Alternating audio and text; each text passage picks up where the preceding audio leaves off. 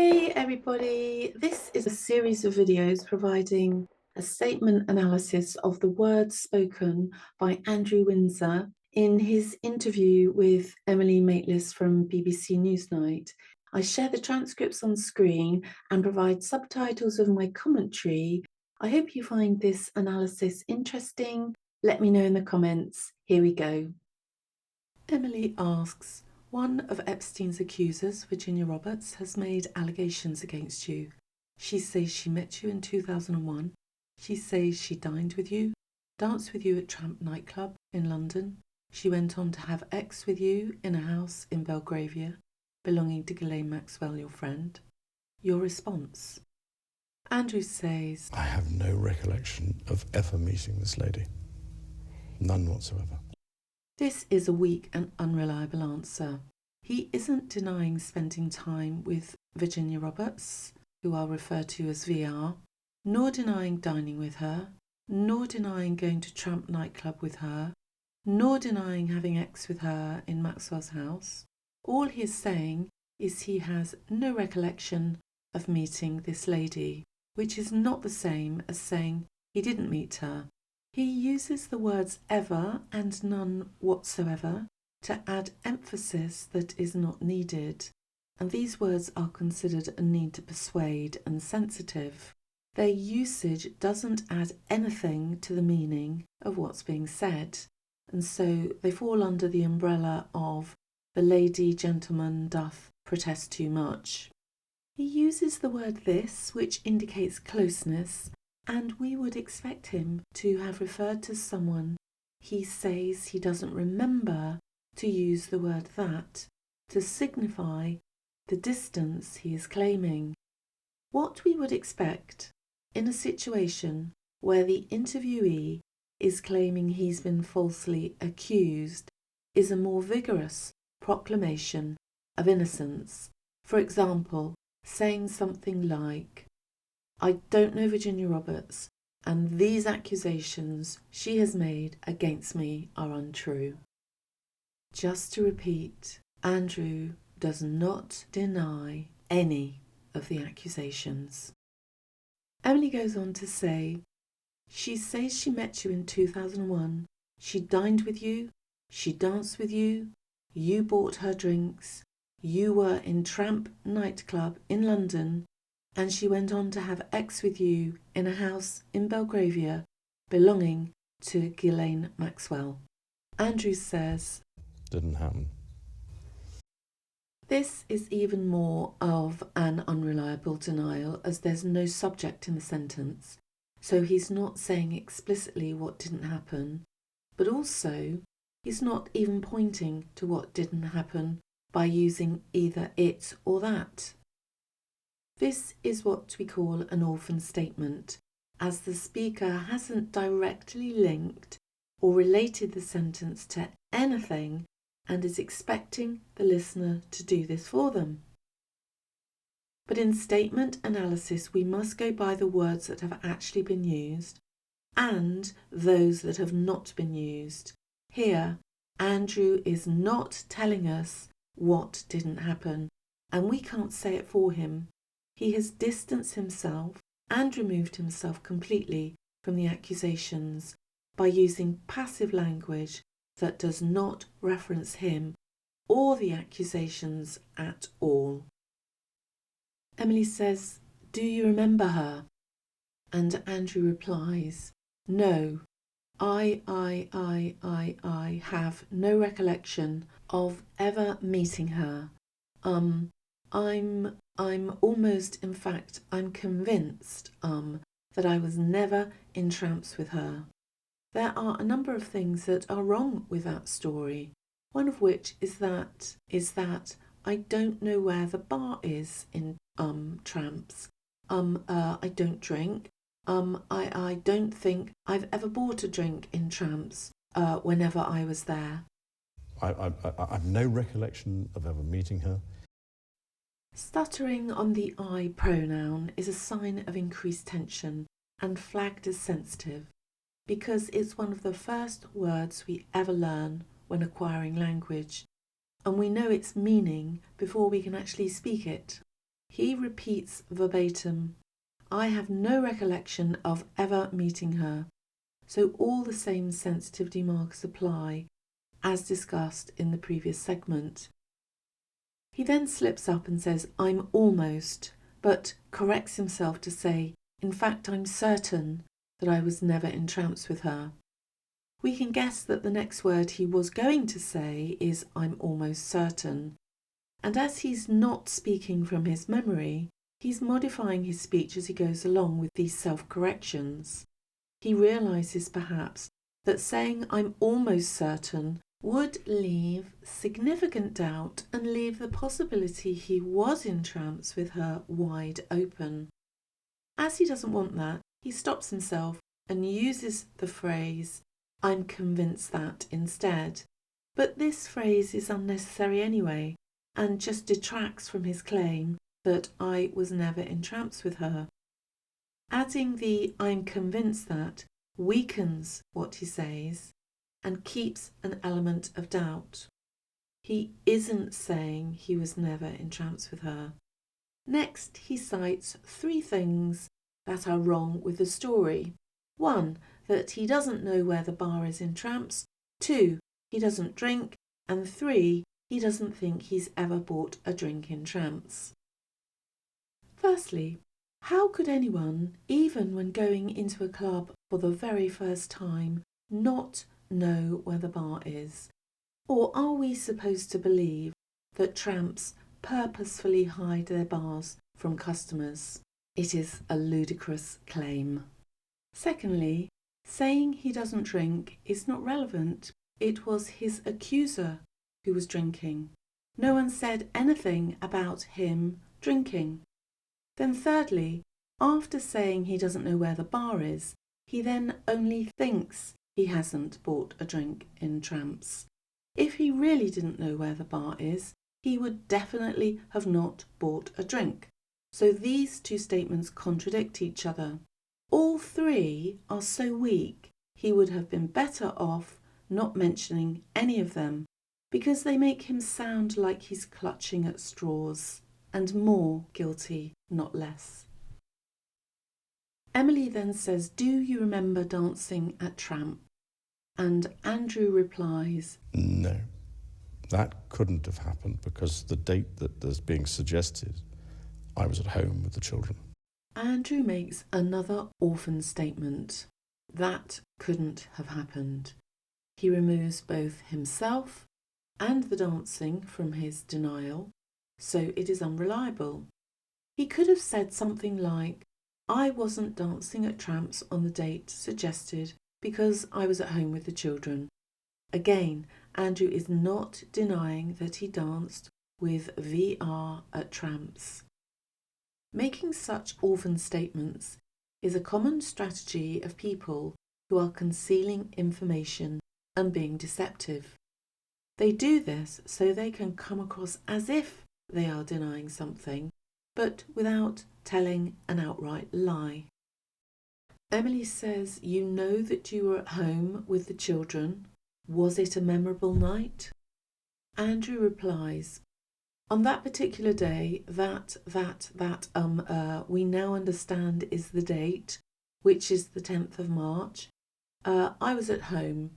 I was with the children. I'd taken Beatrice to a Pizza Express in Woking for a party at, I suppose, sort of 4 or 5 in the afternoon. And then, because the Duchess was away, we have a simple rule in the family that when one's away, the other one's there. I was on terminal leave at the time from the Royal Navy, so therefore I was at home." We have a simple rule in the family that when one's away, the other one's there. Andrew seems to be providing a foolproof alibi here, but has he produced corroborating evidence and witnesses that would prove what he says is factual? For example, details of Sarah Ferguson's travel history. Was she really away? Details of Andrew's Navy records. Was he really on terminal leave? And if he was at home, statements from his staff who can provide witness testimony that he was at home.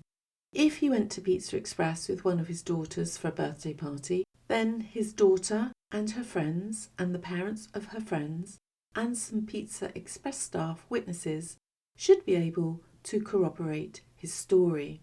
Another point to note is that Andrew is hiding behind his family here and also hiding behind his career in the Navy. It was not necessary to explain why he was at home.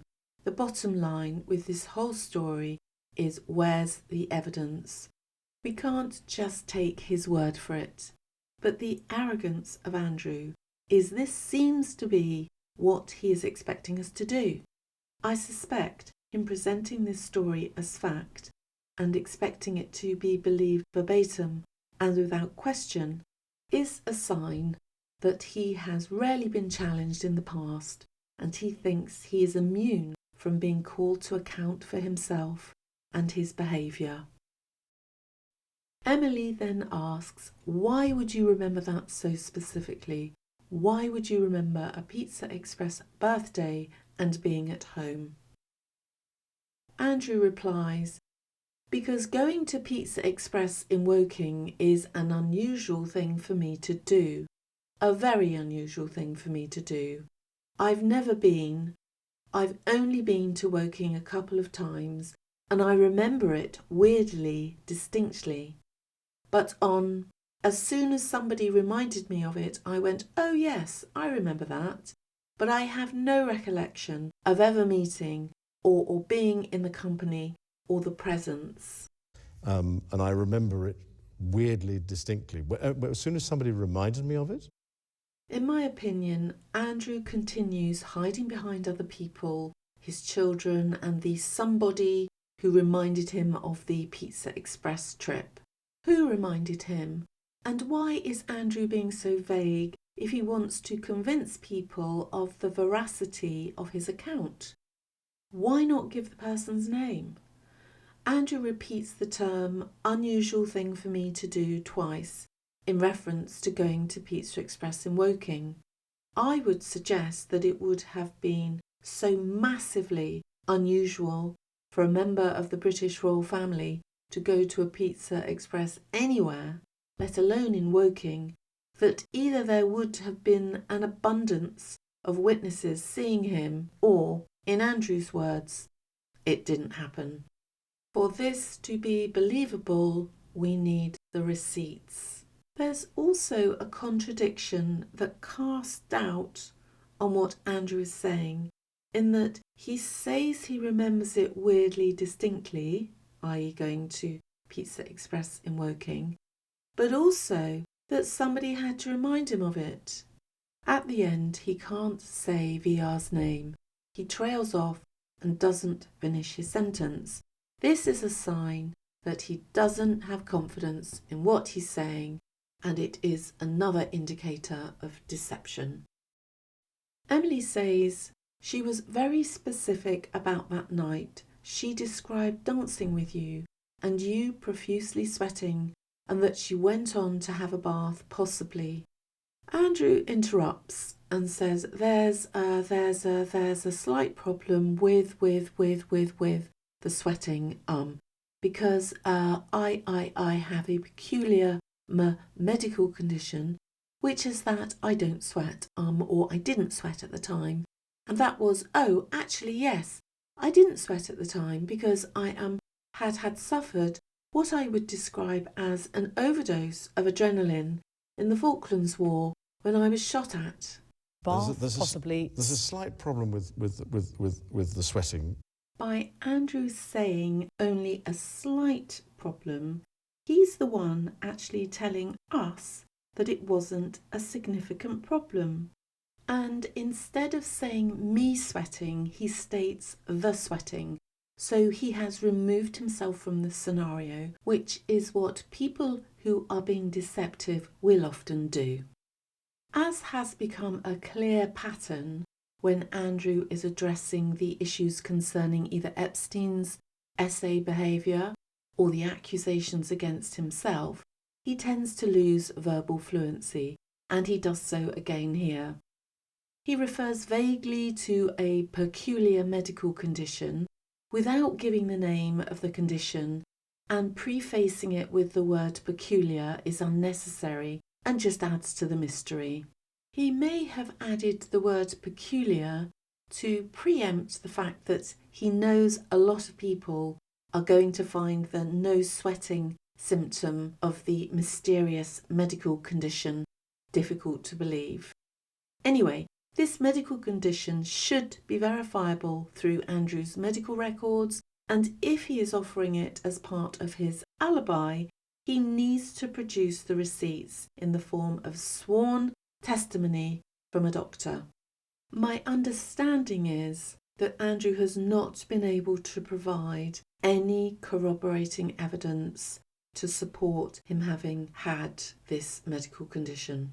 He goes on to give the unrequested reason that he developed this medical condition of not being able to sweat by referencing his active military service in the Falklands conflict.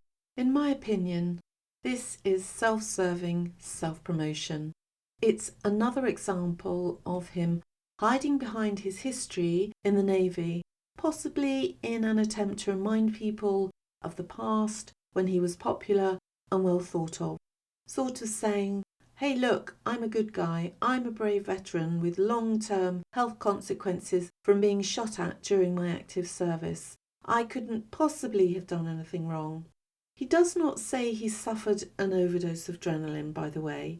He is only saying what I would describe as, and using the conditional verb would adds the condition of when he would not describe it as an overdose of adrenaline. Saying what I would describe as demonstrates cognitive rehearsal and being in storytelling mode. When we are speaking direct from our memory as opposed to making up stories, we don't need to, and we don't think to preface a description with an announcement of how we would describe something. We just describe it. Andrew continues with his answer. And I simply, it was almost impossible for me to sweat. And it's only because I have done a number of things in the recent past that I'm starting to be able to do that again. So I'm afraid to say that there's a medical condition that says that I didn't do it, so therefore. And I simply, it was almost impossible for me to sweat. Andrew isn't saying it was impossible, only that it was almost impossible for him to sweat. So it was possible for him to sweat to some degree. He says he's done a number of things to rectify not being able to sweat, but this is vague and he doesn't mention what any of those things are. It seems out of place for him to state, I'm afraid to say, when he is supposedly presenting verbal evidence that proves it could not have been him sweating profusely on the dance floor with VR. However, he is not saying I have a medical condition, as he did in the previous segment. He is now just saying there is a medical condition, which is distancing and even more vague. He has removed himself again.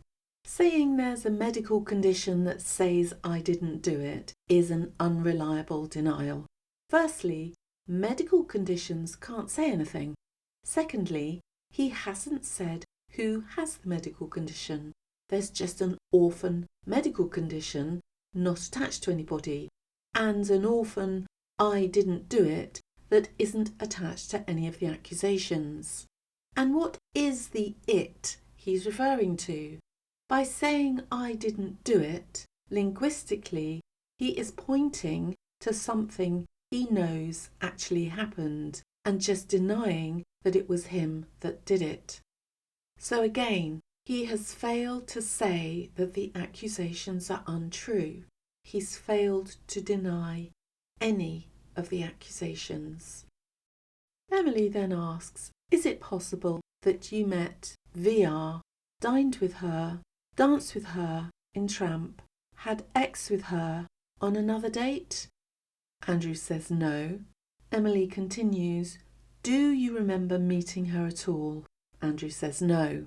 Emily then says, do you know you didn't meet her, or do you just not remember meeting her? No, I don't know if I've met her, but no, I have no recollection of meeting her.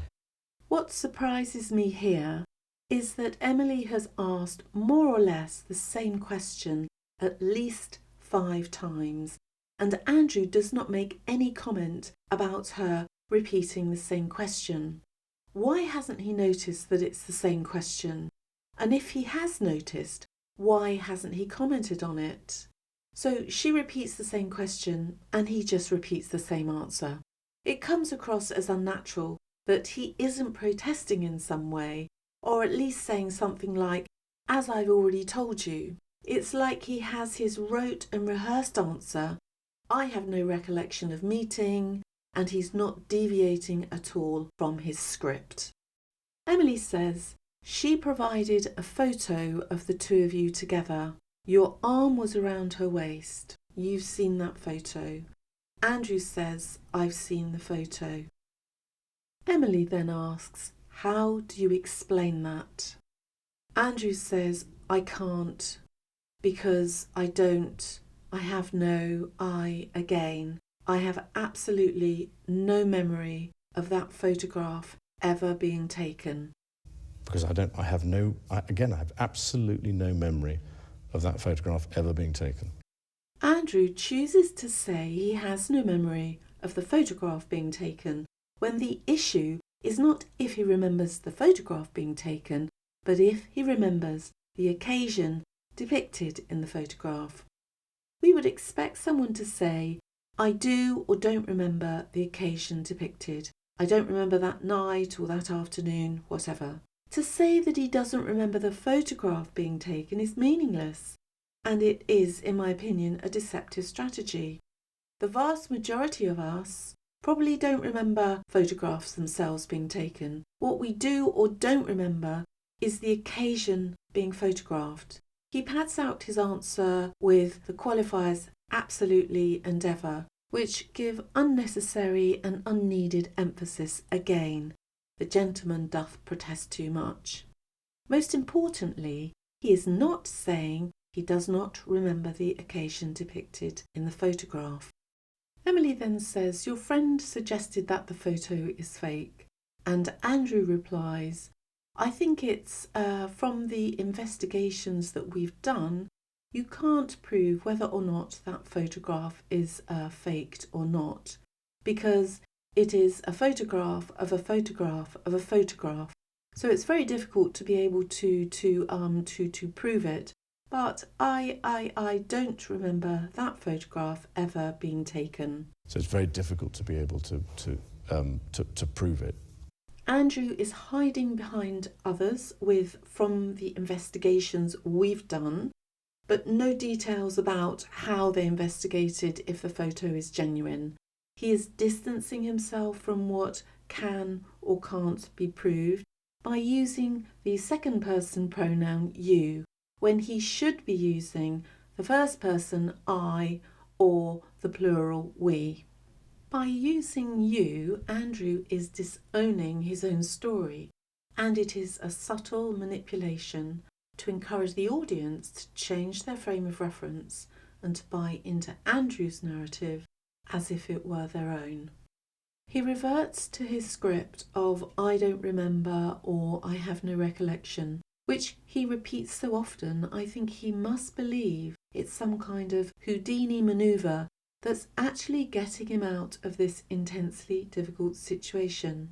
But so what if he doesn't remember the photo being taken? No one is interested in whether he remembers the photograph being taken. It's what's depicted in the photo that's important, and he makes no denial about the event actually captured in the photograph. Sometimes what people don't say is as important as what they do say, and Andrew doesn't say, I don't remember that evening. So the implication is that he does remember it. He's just choosing to conceal information. Emily continues, The world has now seen the photo that VR provided, taken by Epstein, we understand, in Ghislaine Maxwell's house. Andrew replies, Well, here's the problem. I've never seen Epstein with a camera in my life. Andrew provides another so-called problem with VR's story, stating that he has never seen Epstein with a camera in his life. This comes across to me as a very bizarre and hollow claim, bearing in mind that Andrew says he wasn't that close to Epstein and didn't spend that much time with him. So why would Andrew think he has enough knowledge of Epstein to make this statement reliable? Instead, it could be considered a leak and another sign that Andrew was closer to Epstein and spent more time with him than he has tried to claim in this interview. Emily continues, it was Virginia's camera she lent to Epstein. He took the photo and your arm is around her waist. Andrew replies, well, I don't. Listen, I don't remember that photograph ever being taken. I don't remember going upstairs in the house because that photograph is taken upstairs, and I'm not entirely convinced that, that is what I would describe as me in that picture. But we can't be certain as to whether or not that's my hand on her, whatever it is, left side. We can't be certain as to whether or not that's my hand on her, whatever it is, left. Emily immediately undermines Andrew's feeble excuse that he's never seen Epstein with a camera by saying it was VR's camera. But Andrew ignores what Emily said and just seems to revert to his script. I don't remember that photograph ever being taken. He adds another thing that he doesn't remember, and that is going upstairs. Again, saying I don't remember going upstairs is not the same as saying I didn't go upstairs. He doesn't say that's me in the photograph. He says that is what I would describe as me. As we have seen him do elsewhere, this is a way of being evasive by avoiding definitive language.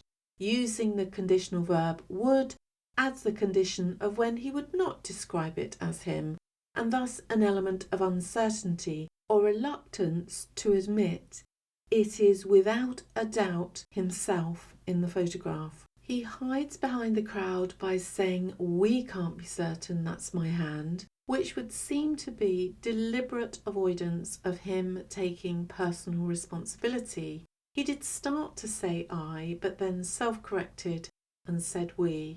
It's not clear what Andrew's trying to say here because there are a number of repetitions, self-corrections, stuttering and unnecessary information. It is a long, clumsy and overly complicated way of indirectly implying the photo is faked, but not saying so explicitly, which of course will give him the opportunity to say later, if the photo is proved to be genuine, I didn't say I definitely thought it was faked. The other thing to note is Andrew is dismissive to the point of insensitivity in my view by referring to where his hand is as on her whatever it is left side, and this reveals a negative disposition towards VR.